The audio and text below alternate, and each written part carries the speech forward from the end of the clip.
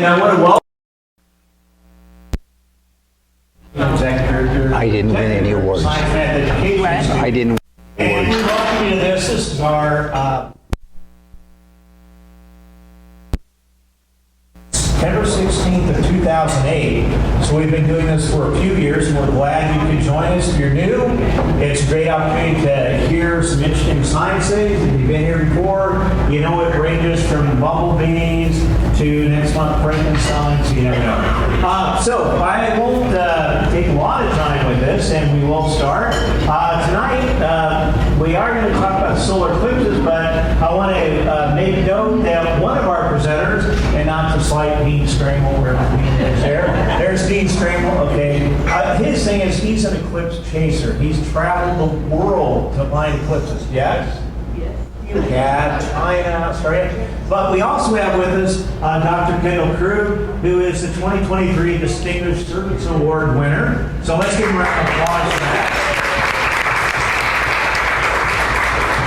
And as you can see, there is, if you go to the 4Days website, look up Alumni Awards, you can see not only a more complete bio of what Dr. Krug has done, we only put part of it here because it would fill up a page, because everything he's done, of course, be recognized as distinguished alumni, but you can find out more about all of our other alumni and people who have been recognized. And some of you may have had Dr. Krug as your optometrist, or if you have low vision. I know that he helped my mom out. We took him there, or took her there because she had some low vision issues and able to work with it. And I got to know Kendall back in the 86, when I was here, 86, 89, when he was then dating his future wife. So that was kind of, you know, just time. So this is just the front of my slideshow? Yes. Oh, gosh. And he said that while my wife is back there, so I appreciate that. Appreciate that long ago. That's not true. None of that's true, Cheryl. None of it's true, Cheryl. Anyway, I do want to thank him for being here. He's a very big advocate, particularly of vision. And that's one of the reasons that, for those who remember 7 years ago, we had him come and talk about the Vision Award and do it at rest. So, again, we are glad to be the first this week, which is homecoming week in 4 days, to recognize him. I think we are. The first week, and a great week for you to be recognized for all that you've done for 4 days. But tonight, we're now here to learn about solar eclipses, and so I will turn it over to Dean and Dr. Krug, who are going to help you out. So there you go. Let's welcome Dean. Dean, give you applause. Thank you. Little my background, I'm a retired high school science teacher. I finished my career at Manhattan High. I've taught 15,000 people how to find their way around the sky. That was my forte. But since I got the haze, I haven't done that. I need to get back into it. So I just really like going to eclipses. I've been to 3, and that's what this shirt's about. It's a neat shirt, but to put the good stuff way down behind my belt. When I did this program 6 years ago, before the 2017 eclipse, I told people I was 0 for 2. I had been to Hawaii to see an eclipse, got clouded out. I'd been to China to see an eclipse, got clouded out. I was 0 for 2. And so for the 2017 eclipse, people would say, where are you going to go? I say, I haven't decided. We didn't decide until the night before where we were going to go, because I was going to be where the skies were going to be clear. And we ended up way up at Carhenge, up in Nebraska. We'll talk about that in a minute. So we checked off the 2017 eclipse, and now I got to check off the one next April. So. And we'll talk about the difference between the one that's in October and the one that's in April. When I put this together,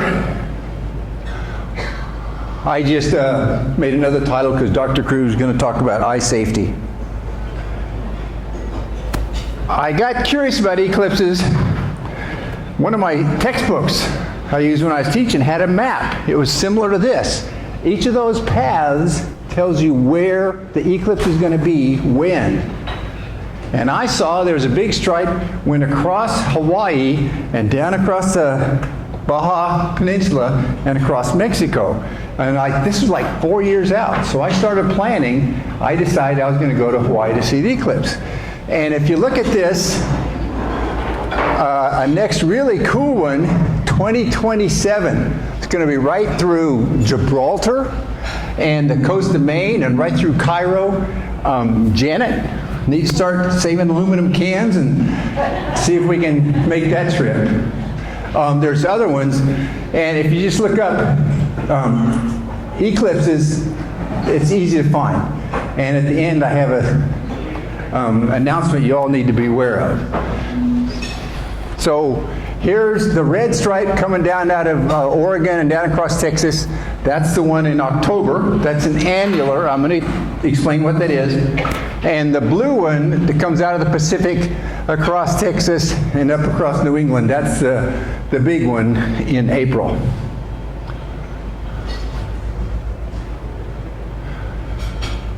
I just put this in because it's so fun. Remember Carly Simon? You flew your Learjet up to Nova Scotia to see the total eclipse of the sun. That's the one. That was the eclipse that she was singing about, even though we still don't know who it was. It's so vain. This was 91. I have a box of slides somewhere, but I just went and found a headline. This is the Honolulu paper. Thousands and thousands of people went to Hawaii. I was at a place, if you're going to chase an eclipse, you do your research to find what's the best chance of having clear skies. And it was the west coast of the Big Island. There was something like 8,000 photographers, astronomers, and tourists. They had to put special airline flights on to get people there. And they blocked off one of the fairways of a golf resort because it was right beside the highway, and just hundreds and hundreds of cars, thousands of photographers and astronomers went there because that was the best chance of clear skies.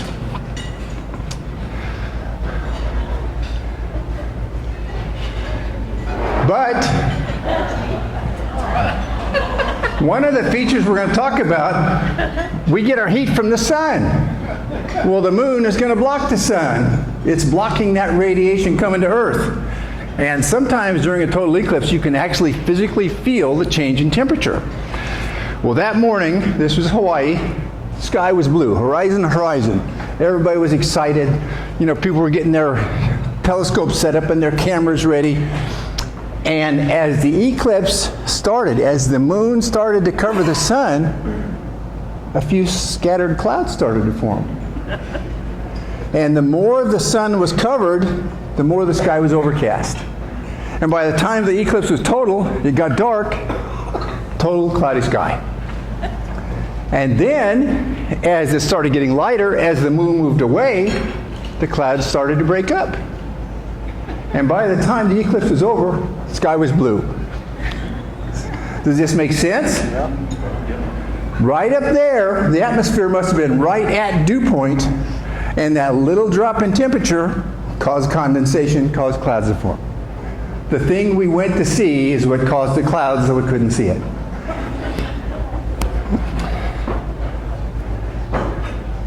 Then Janet and I planned, and we went to see the eclipse in China. We joined a tour. It was called Ring of Fire. There are companies that specialize in taking people to eclipses. This is the path. And we flew into Shanghai. It was a great vacation. Got to see a lot of things.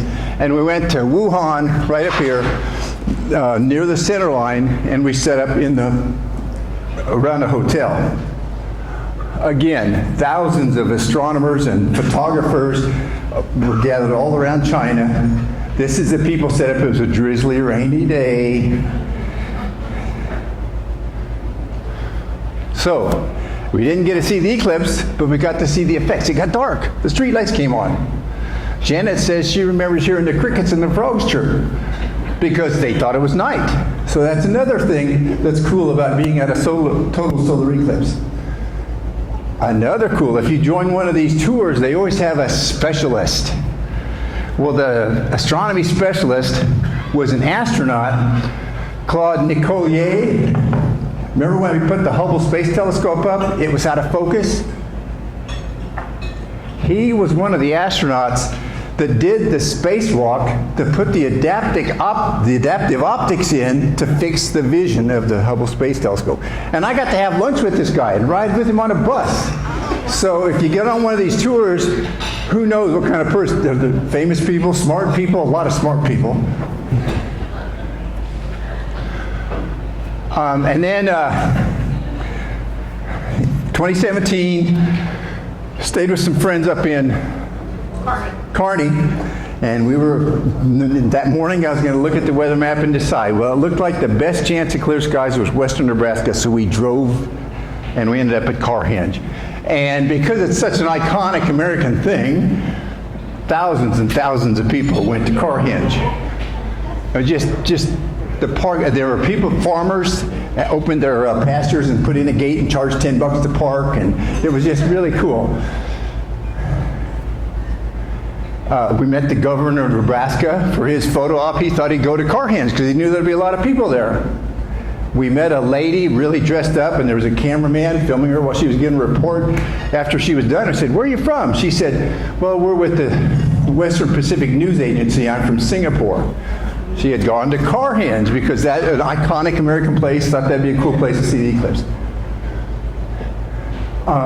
There's Janet, safely looking at the eclipse with her eclipse glasses. And it's interesting, when it gets dark, it's not totally dark. Because remember, the shadow of the moon is a pretty small area, maybe 3, maybe 5 miles. But those hills over there, they still got sunlight. And so it's kind of a dusk kind of feeling. It's not totally dark. There's still light. The atmosphere out there is still being lit by sunlight. So it's a really, really interesting experience. And this is what we're here to talk about. You all have that map, thanks to my lovely assistant and boss, Janet. She made the copies. The one that comes down this way is the annular eclipse, the one that's in October, and you can barely see the brown lines. That shows the percentage that will be eclipsed. Only in that dark stripe will be totality. To the north or south of that, you're going to still see most of the sun. We'll talk about that a little bit more. And then this is the big one in April. That's where it's going to be total, where the sun is completely blocked. This is what we're going for.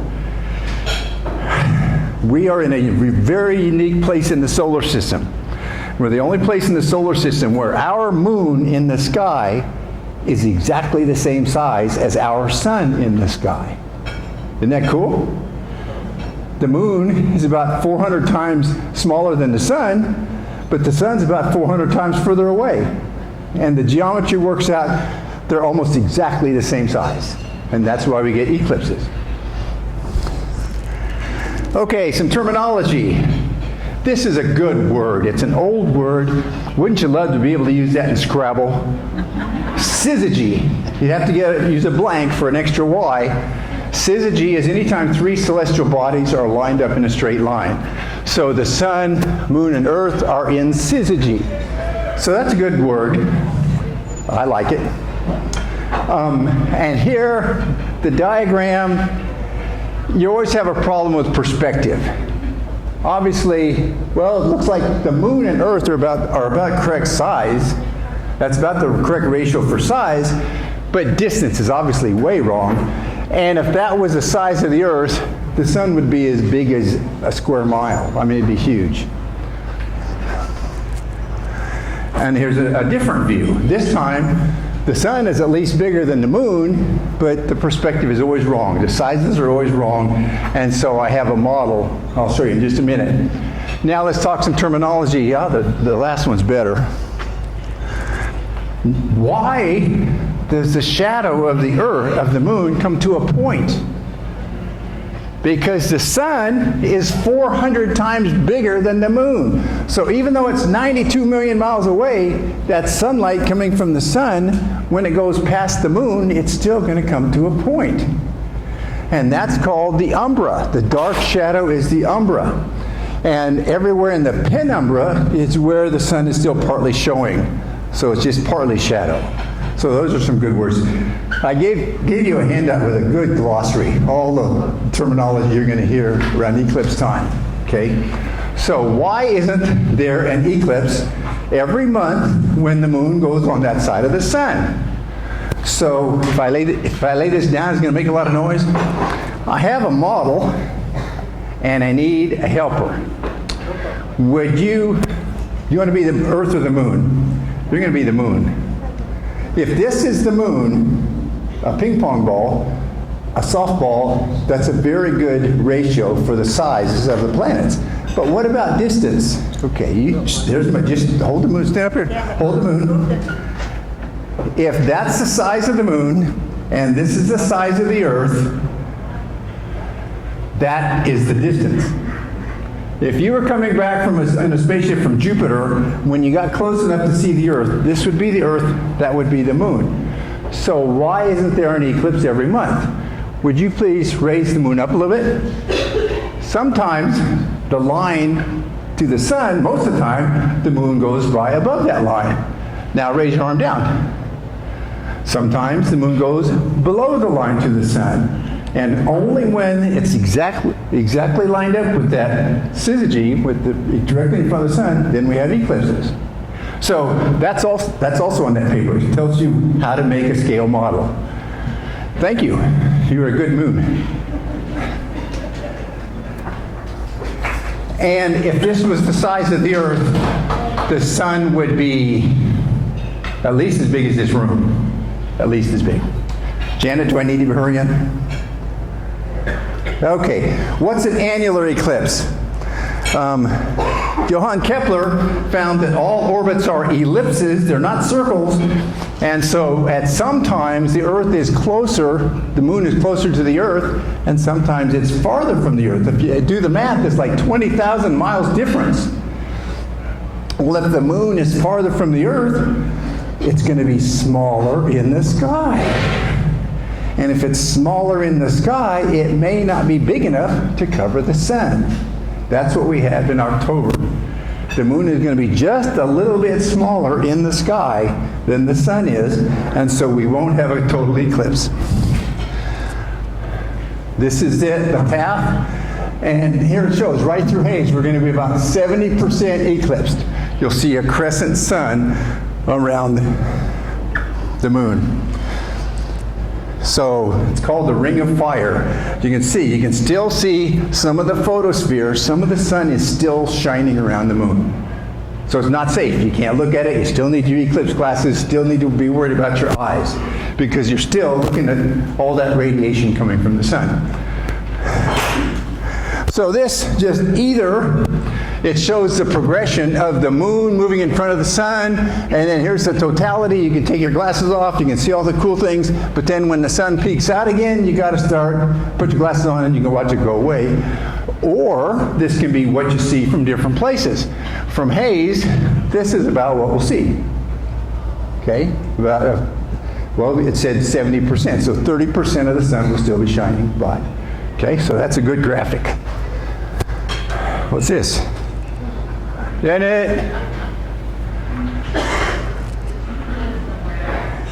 Yeah, there we go. So now let's talk about a total. That's when the moon is big enough that it will completely cover the sun. And they vary. The longest possible is like 7 minutes because that must be when the moon is a little closer to the Earth. Well, if the moon's a little closer to the Earth, it's going to be a little bigger in the sky. It will block the sun for a longer period of time. Make sense? You guys are learning stuff tonight. You're going to go home knowing something you didn't know. Oh, and why is it so rare? At any one point on the Earth, a total solar eclipse only happens like every 375 years. That's why you have to travel to see them. And there are people, we travel with some people who had been to like 13 eclipses. People who had driven a Jeep across Siberia. People who rode a camel into Libya down to be in the path of the total. You can build amazing adventures around traveling to see eclipses. You go places that no other tourists will go. What's going on here? Okay, here's the path of totality. And for the annular, our plan, it was going to stay with some cousins in Cortez, Colorado, because the eclipse is going to go right through the four corners, and that's probably going to be a big locust. A lot of people will be there because it's So we're hoping, if it's clear, we're going to be at the four corners for the one in October. And we're probably going to go to southeast Oklahoma. We're still waiting to see. But the further south and west you go, the better chance of clear skies. And again, look, haze. Haze is, oh wow, going to be like 80%. Going to be even more eclipse, but still not totality. If you want to see totality, you've got to go to the center line. I have a heavy finger.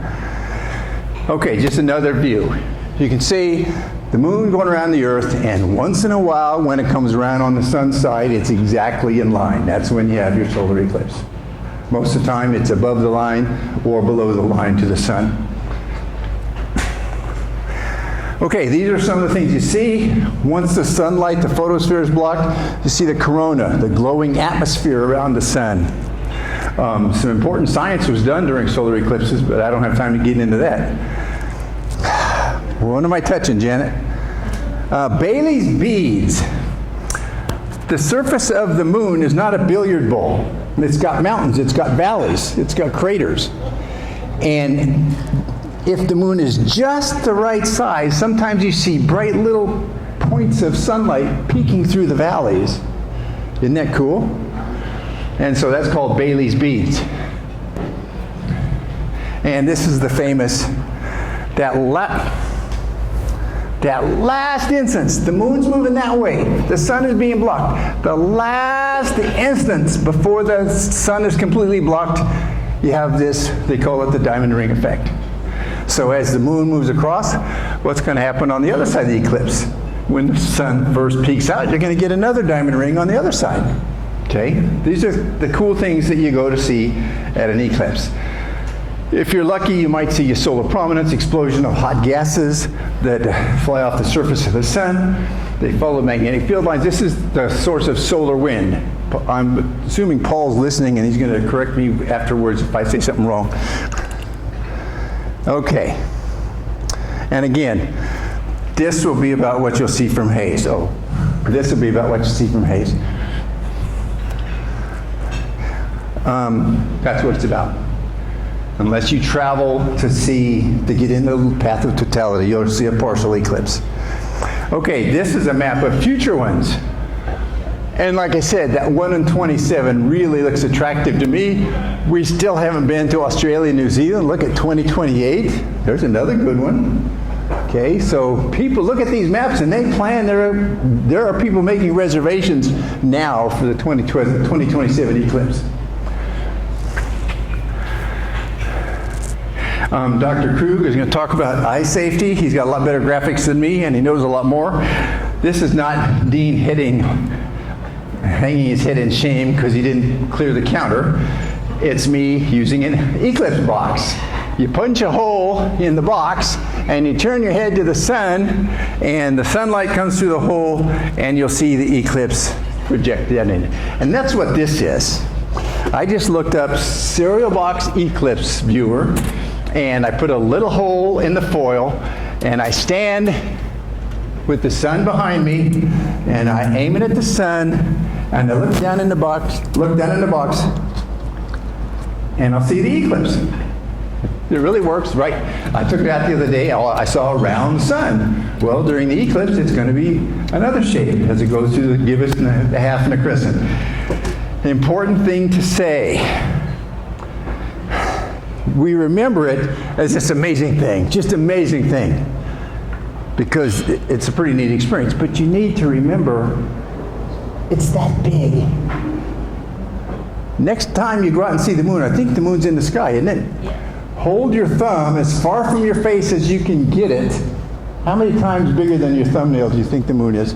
A full moon. Somebody make a guess. Is it twice as big? Is it about the same size? If you hold your thumb as far from your eye as you can get it, the moon is half the size of your thumbnail. But some people have bigger hands. Well, then they have longer arms. Okay? Try it. Next time you see the moon, you'll be amazed how small it is. And this whole thing, this commotion is about something that's that big in the sky. But it's still pretty cool.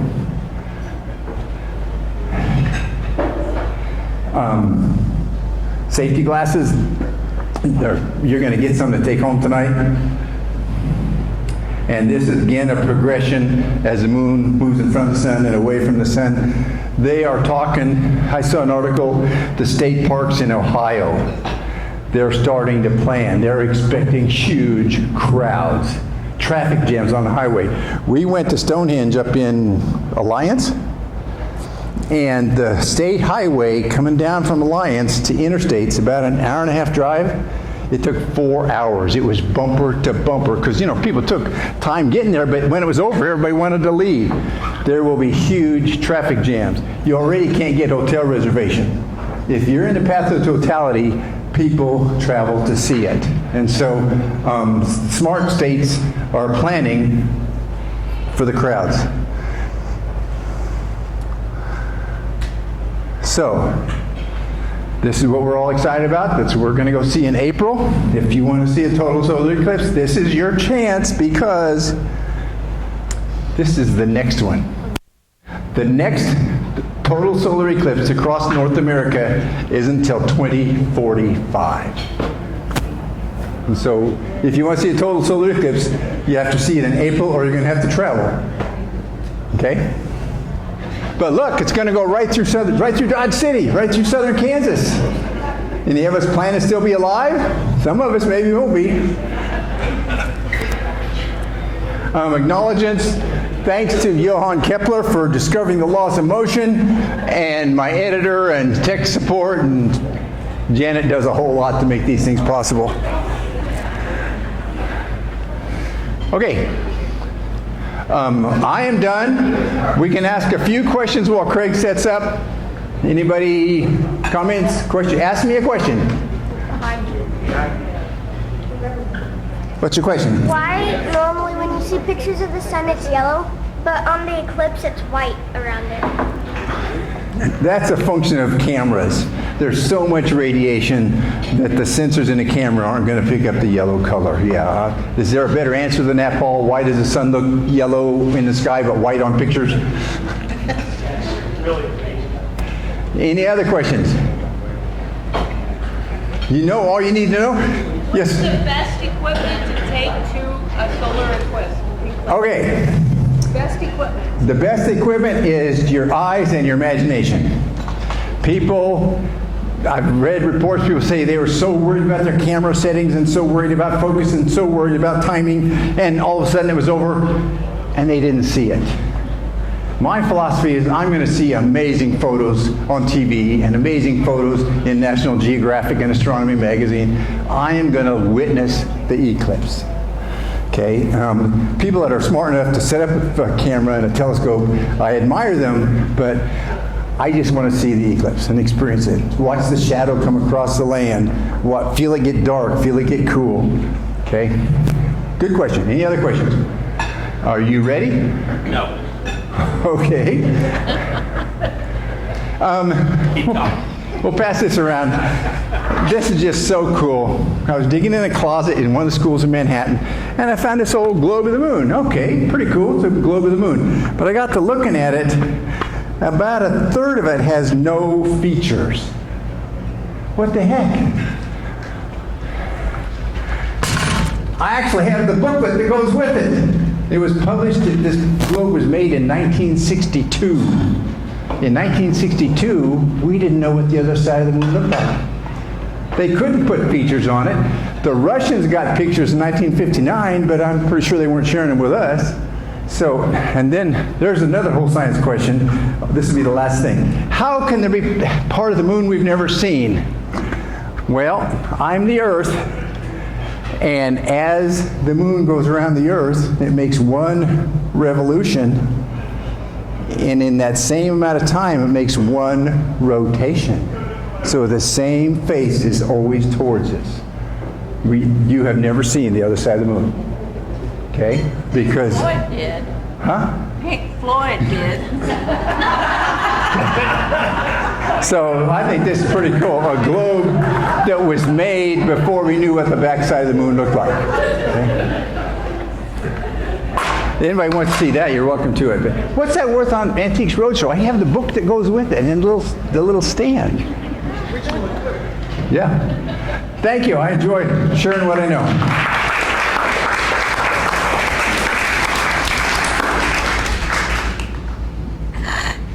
Thank you. If you want to stick this in your pocket. Yep. And if you don't mind, I'm going to let you hold up. You have 2 minutes to spare, Dean. That's never happened.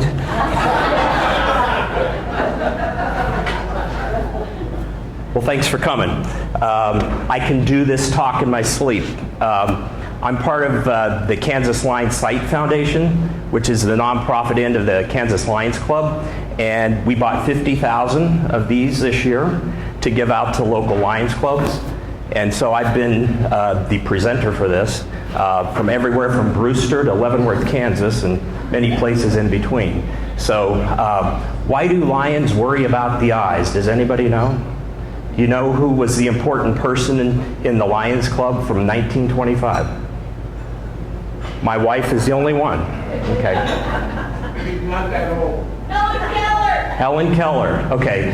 Helen Keller gave the keynote speech to the 1925 Lions Club National Convention. Of course, we all know that Helen Keller was blind, not from a solar eclipse, but she had meningitis as a child.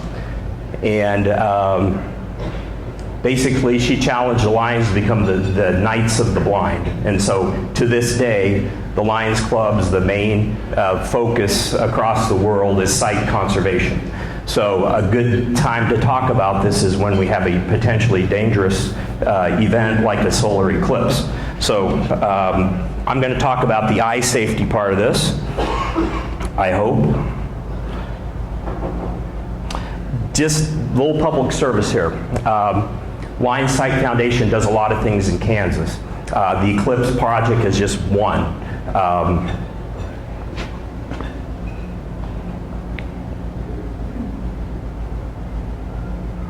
This computer works perfectly all the time. We collect used eyeglasses that we take to the prison in Hutchinson, and they measure them, and then we take them out on mission trips.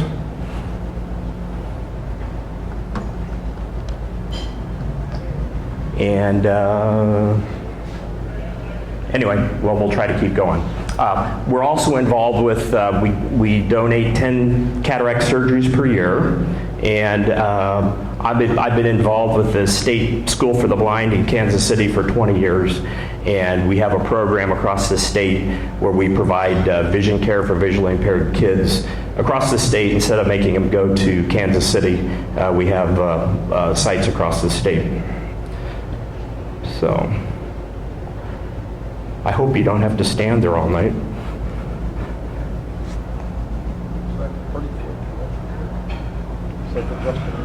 Okay. Anyway, we'll continue on here. That was one of my patients that got his telescopic glasses, and we got to take him to a Royals game the first day he had them. So it's been very rewarding work for me to do. And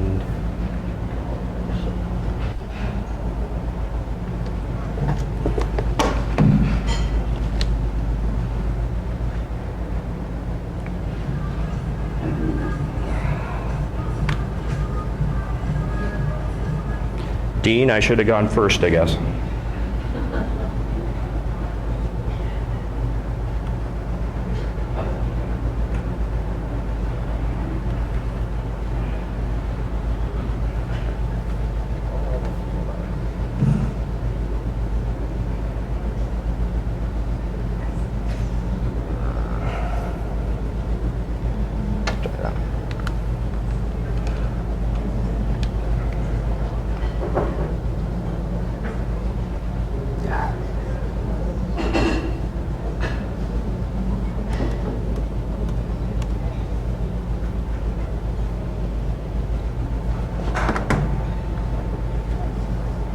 Is there a VGA by chance? Or maybe another HDMI cable?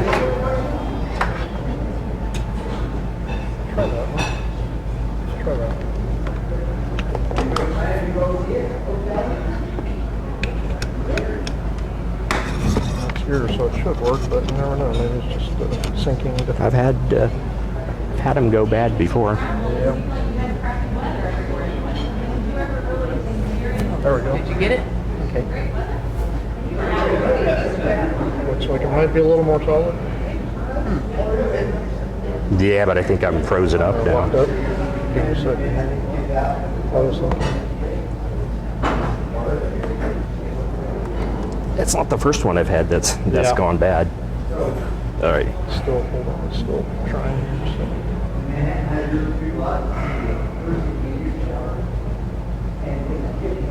And I mean, it should advance on this. It's like it's syncing up the.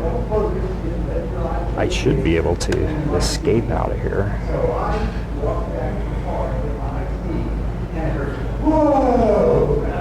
Think we restart or?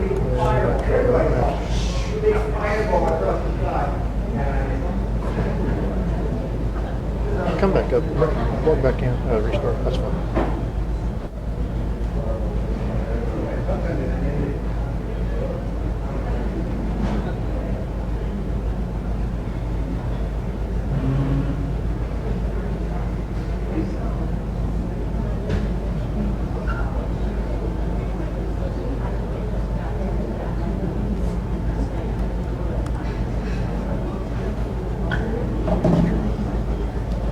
This is good. I forgot something. Jim said, don't get that out. It's 2017. Let's try to restart. So I made a bunch of copies.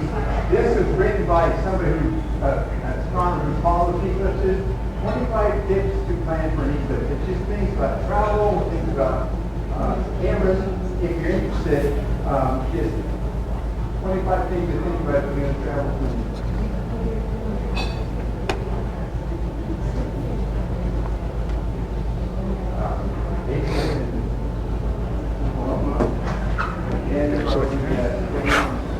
Of course. It's always the weak link, huh? What was it?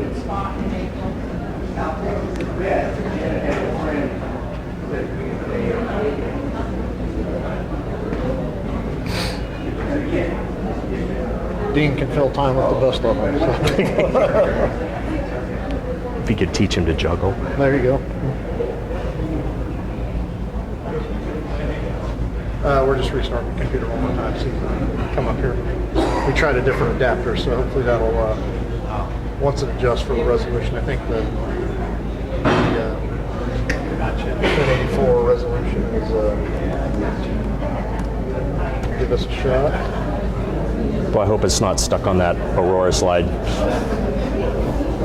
There we go. My picture's there. There we go. I've got the menu barred, and I will restart my.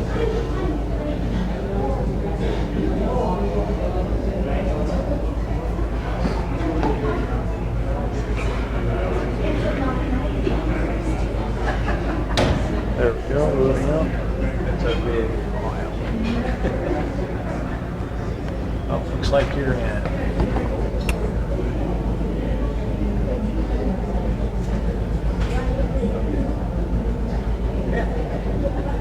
Yeah, very good. Moving a little better now. Yep. Yep, it's doing what it's supposed to do. Yep, we're good. All right. We're good. Sorry for that delay or intermission, whatever you want to call it. You saw the picture of my family. My wife and I are both Fort Hays grads, and both of our kids are Fort Hays grads. Our son's a geologist up in Alaska, and our daughter's a graphic designer in Minneapolis, Minnesota. Thanks for Fort Hays. So, where I left off is some of the things that the Kansas Line site do. And the Vision Coalition, we legislated changes in the school screening laws here recently, and we provide the low vision services to the state of Kansas. So it's been a very rewarding part of my career.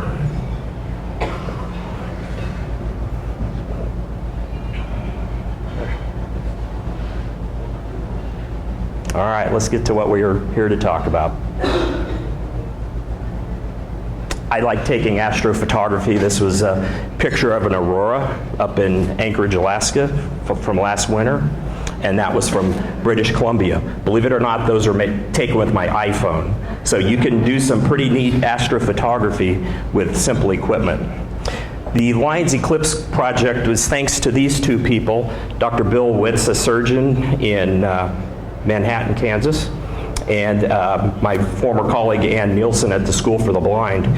They came up with this idea about 3 years ago, and Ann's job was to promote it across the state, and she was tragically killed in a car wreck last year, so I stepped in to do her work. And so we're kind of dedicating this to her. So Dean's already gone over the mechanics of how a eclipse works. And that's just kind of a simple schematic of the different types. So both eclipses here in Hayes are going to be partial. The annular, though, again, is the moon is smaller than the sun, and so you're going to see some of the edge of the sun, and then a total eclipse, they're at the same size. But both of them cause concern for us eye doctors. Every year or every time there's an eclipse of some kind, the eye journals are full of statistics of how many people damage their eyes or have permanent vision impairment. So Dean talked about the last total eclipse, and my friend, Father Fred Gatchett from Salina, and my son and I packed up the telescopes, went up 20 miles north of North Platte, Nebraska. We had a big 14-inch reflecting telescope with a hydrogen alpha filter. I had a 5-inch refractor with a Canon digital camera, and so these were some of the pictures that I took. I set it to take a picture every minute throughout the eclipse, and you get to the totality, and that's what it looks like. So the previous pictures all had a solar filter on them, but when it gets to this point, you can take the solar filter off, you can take the safety glasses off. The totality was about 2 minutes, something like that. It was really odd. We were out in the middle of nowhere with about 1,000 other people from all around the world, and there was a cell phone tower to the west of us, and the shadow was coming from the west, and all of a sudden I saw the lights on the cell phone tower pop on, so I knew the shadow was coming. But it's pretty awesome. I've never seen anything like it.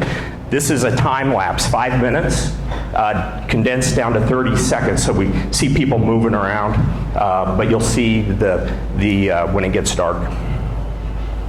So, eclipses don't make you move fast, but there it goes. And the best way I can describe it is it's dark overhead, but then you've got a sunrise 360 degrees around you, so pretty cool. And that's a picture of an annular eclipse. That's the one in October. And there's the map that you've been seeing. Interesting, there's a place in Texas that both eclipses are going to be at their maximum. So that'd be a good place to go.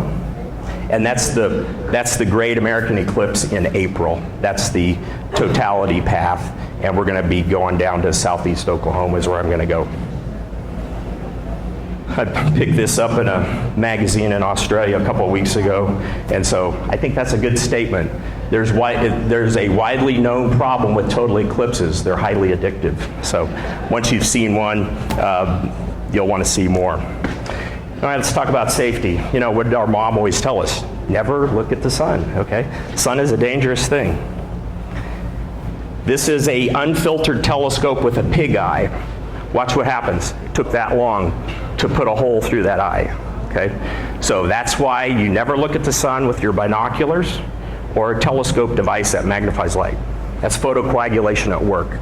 The light is so intense that it will burn a hole through something that fast, okay? Now that's a magnified device, okay? Just looking at it with your solar glasses, there's no magnification, so it's not going to burn you that fast, but it still can cause permanent damage. The sunlight is made up of different colors. It's the rainbow or the spectrum. The visible light's right in the middle there. It's red, orange, yellow, blue, green, blue, indigo, violet. Optometry school's been 45 years ago. But on each end of the visible spectrum, you have this invisible light. We've got ultraviolet, which is short wavelength, and we have infrared, which is very long wavelength.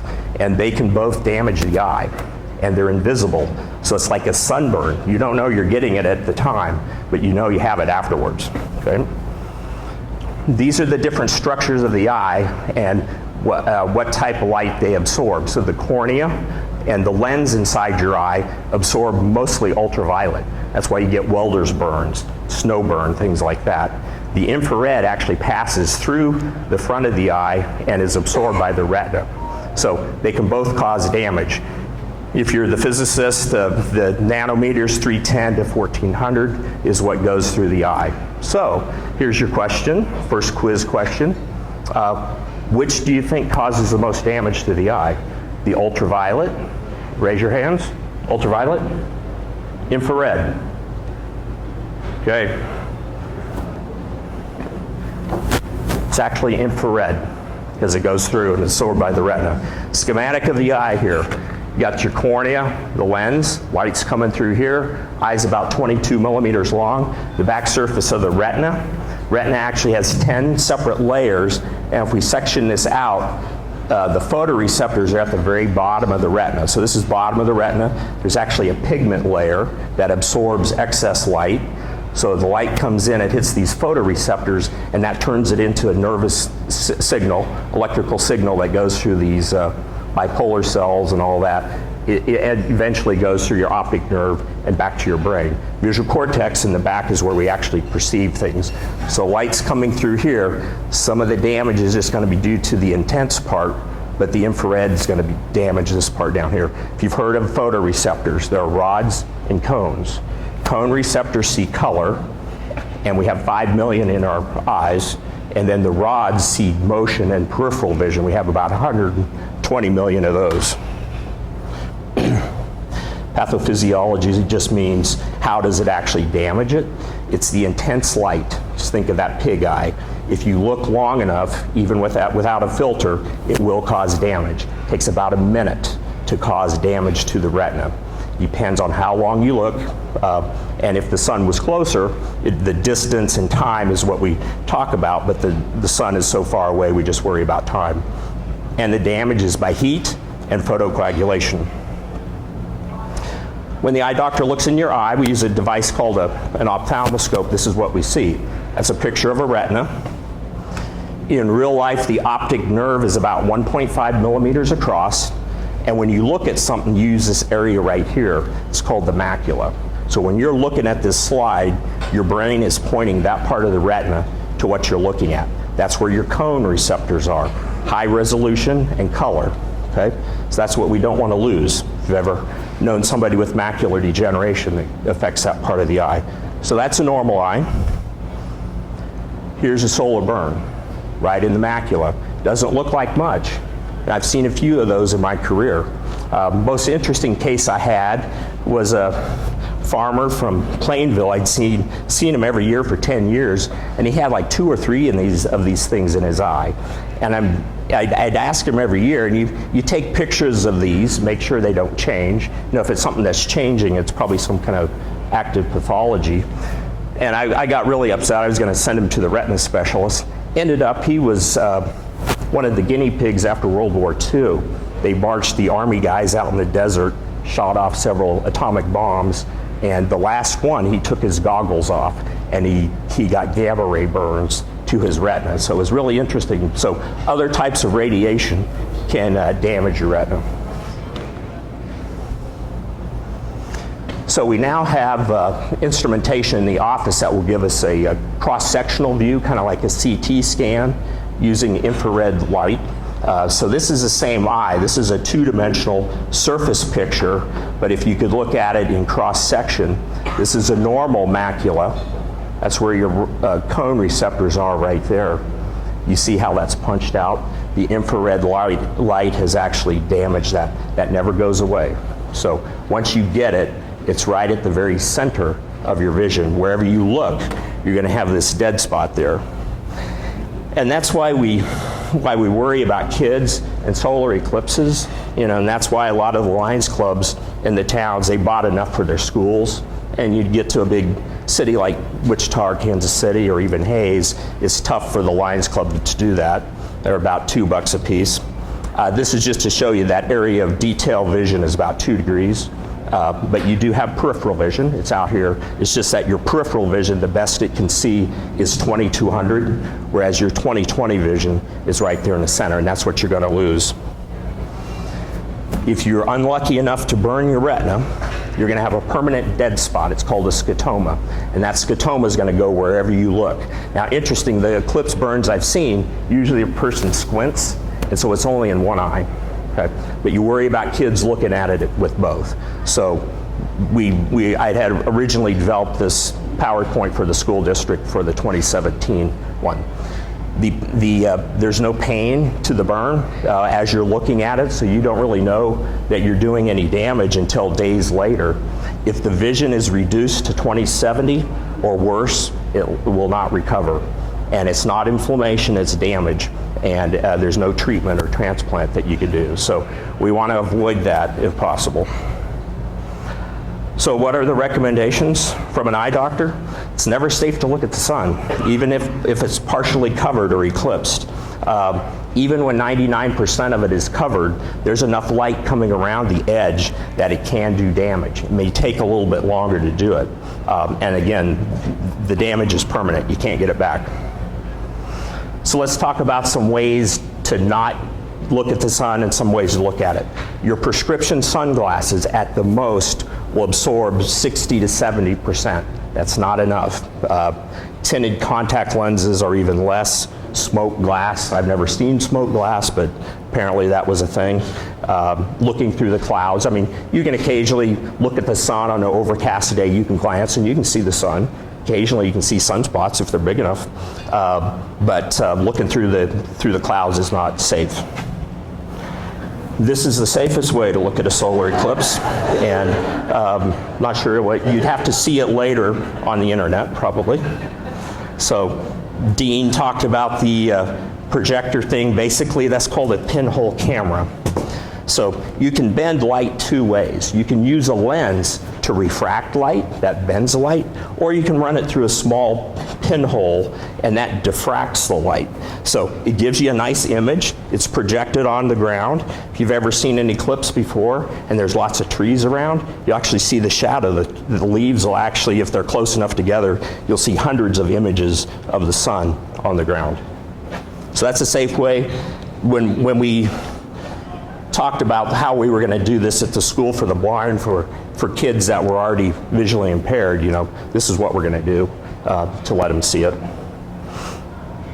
Welding goggles are safe. If it's a number 14, the welding goggles, you know, I like the gas welding goggles because it's both eyes. So if you have kids or something that you're worried about, NASA recommends a number 12, number 14. There was a article last year in Astronomy magazine that their staff, they let them try different ones out. They preferred the 13. So you could go to a welding supply place and get those if that's what you want to do. If we're using a telescope, the filter has to block 99.9% of the light to be safe. And again, we're looking at a device that magnifies what you're looking at. So, and it has to go on the front of the objective of the device. You know, binoculars, that's pretty cool because you're going to get more of a three-dimensional view. So my telescope, I'm using a glass filter, a luminized glass filter, 99.9%. You can hold it up and look at the sun with it. This is a great picture. The ISO certified sunglasses, 123112, that's what all these are. You worry about the stuff made overseas, you know, is it safe?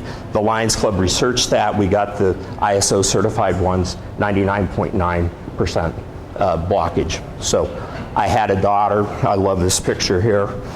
Here are these girls looking at this celestial event, and this girl's looking at her phone with her 99.9% blocking glasses. I'm not sure what she's seeing. So how would you, if you were lucky enough to be on totality, you'd want to look at the eclipse, and you'll probably start looking an hour or so before with these, but you do not take them off until it's totality. The annular eclipse in October, you would not take them off. The total eclipse in haze in April, you would not take them off because it's not going to be totally covered. You'd have to go to where that line shows it's the totality. So anyway, reach out to your local Lions Club. I know we still have some here. What happened at the last eclipse, these $2 glasses about a month before became $15 glasses if you were wanting to order them on the internet, and if you could even get them. So. Can I add something, Kendall? You bet. Remember, the eclipse is going to be like 2 hours. The moon starts to cover the sun. So everybody doesn't need one of these. Everybody doesn't need one of these. You know, one person can look at the sun and pass it around, because in 10 minutes it's not very much different. It's a little bit different. It's going to take an hour to read totality and an hour to undo totality. So just a few of these to pass around is plenty. I mean, everybody doesn't need their own, because it's going to take 2 hours for the moon to block the sun and go away. And as you saw that time-lapse movie up at North Platte, Nebraska, you saw the people were coming and going. They were looking at the telescope, then they'd go away, they'd come back, and you just wouldn't sit there and look at it for 2 hours. But anyway, happy to answer any questions.